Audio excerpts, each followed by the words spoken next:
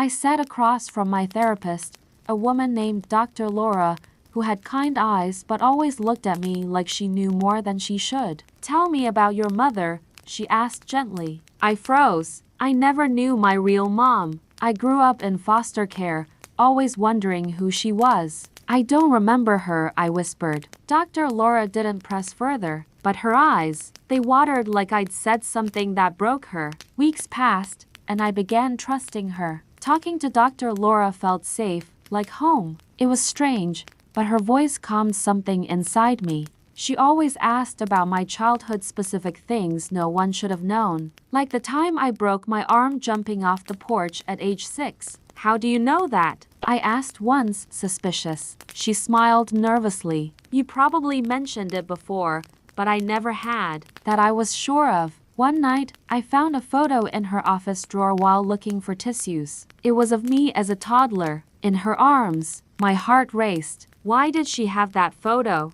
I took it without asking, stuffing it deep into my pocket before she came back. That night, I couldn't sleep. I stared at the photo under my lamp. She was younger, but it was definitely her. And I was, smiling. The next session, I confronted her. "Why do you have a photo of me?" She froze. Her lips trembled, then whispered, "Because you're my daughter." I stopped talking and stared at her in complete shock. "What do you mean?" I asked, my voice trembling as a million questions ran through my head. She looked down, took a deep breath, and said, "I'm your biological mother. I gave you up when you were born, and I've been watching over you ever since." My world started spinning. How could my therapist, the one person I trusted with everything, suddenly turn out to be the mother I never knew I had? I pushed back from the couch and stood up. "This has to be some kind of mistake. This isn't real. This can't be real." She nodded sadly. "I know it's a lot, but it's the truth. I never stopped loving you. I just couldn't keep you back then." I started noticing how my therapist, Dr. Lin, knew tiny details about me I never told her. It felt too personal, almost like she had watched me grow up. Once, she asked how my birthday trip to Florida had been, but I had never mentioned that trip to her, not even in passing. "Did I tell you that?" I asked, trying to sound casual. She froze for a second before smiling and changing the subject. That bothered me deeply. I tried brushing it off. Maybe she had read something in the paperwork, but still, it felt strange. I couldn't stop thinking about it afterward. A week later, during a session, she asked, "Have you forgiven your mother?"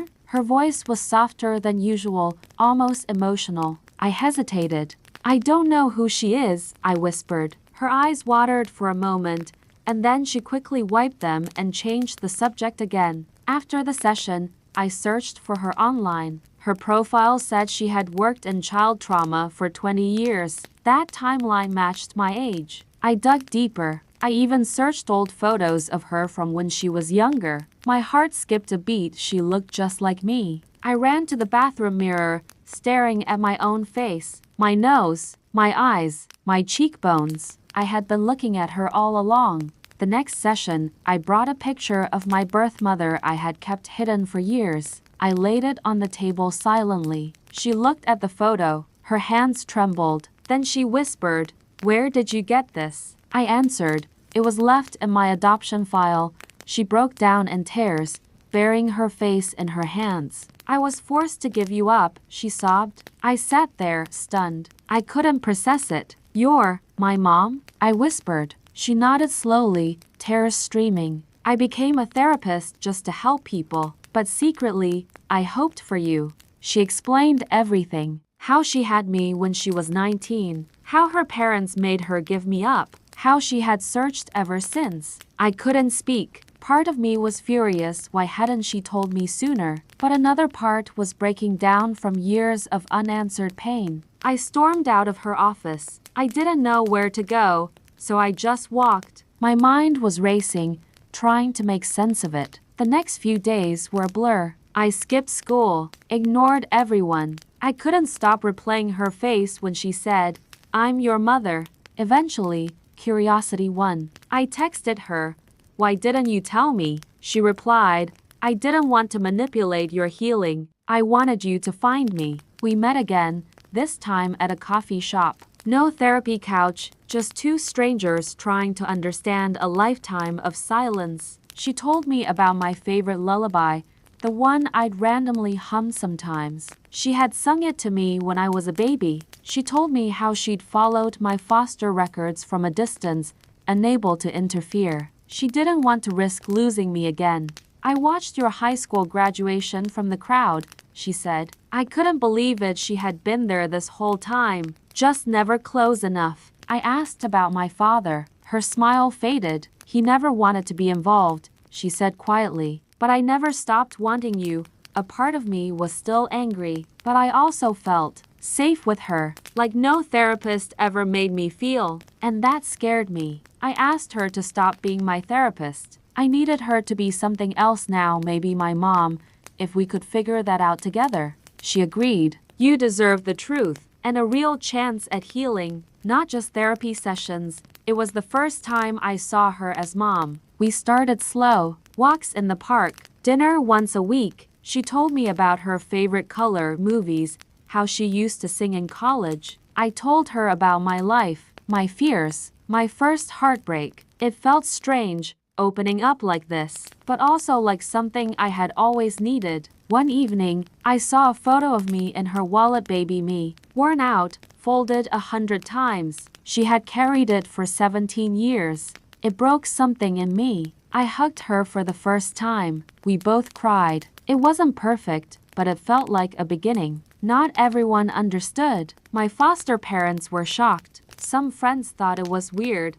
but I didn't care. This was my truth now. We spent our first Christmas together. She cooked everything herself, even though she admitted she was terrible at it. We burned the pie and laughed for hours. One day, she took me to the house she grew up in. This is where I last saw you, she whispered. I felt a chill. We stood outside for minutes in silence. It was like time had folded in on itself. So much pain, but maybe also healing. She gave me a locket with a photo of us, me as a baby in her arms. Now you know who you belong to, she said. I wore the locket every day. It reminded me that I wasn't unwanted. I was loved, just lost for a long, long time. We started a scrapbook together. She brought pictures of her college years. I added pieces of my childhood. 2 lifetimes finally meeting in one place. At school, I opened up during a class presentation and told part of my story. Some kids stared, but others cried. It felt powerful. She attended my school play,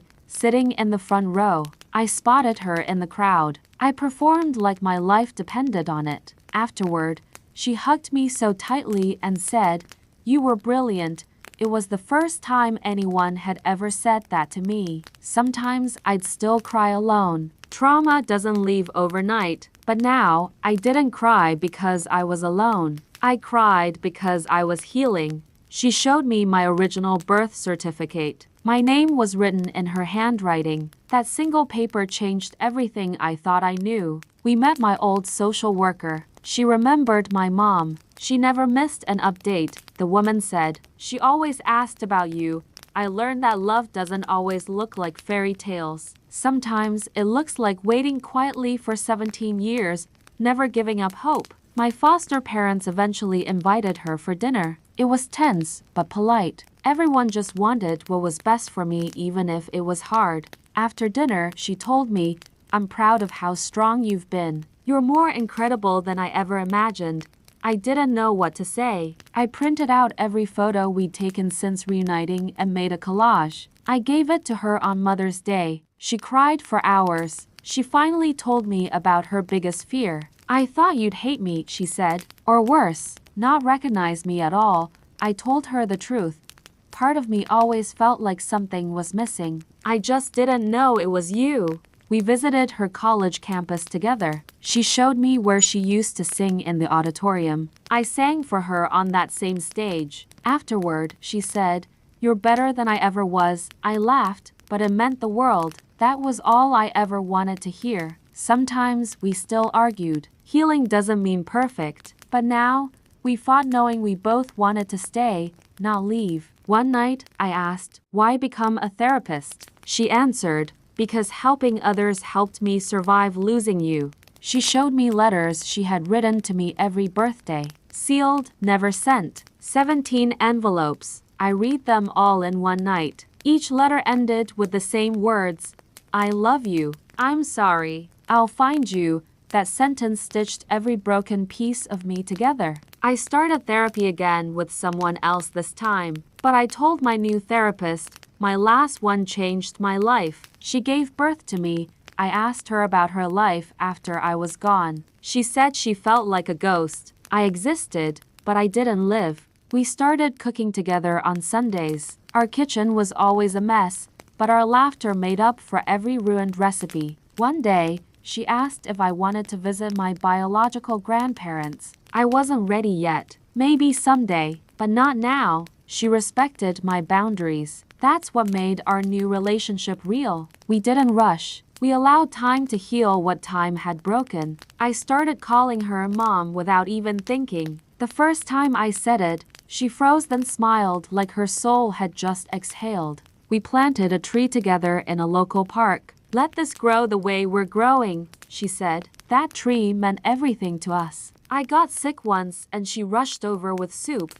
fuzzy socks, and a weighted blanket. I'm making up for lost time, she joked. When I had my first real heartbreak, she held me all night. She didn't lecture. She just stayed until the pain softened. One day, I asked her to tell me everything from the moment she knew she was pregnant to the moment we found each other again. She spoke for hours. I listened to every word like it was treasure, because it was every memory, every choice, every sacrifice. She gave me the notebook where she wrote baby names. My name was circled with a heart. It had always been mine. We started volunteering at a center for adopted kids. I want to be the voice I never had, I told her. She nodded proudly. A journalist reached out after hearing our story. We agreed to do the interview, not for attention but so someone else might feel less alone. Our story was published. Hundreds of people sent messages. You gave me hope. I called my birth mom today.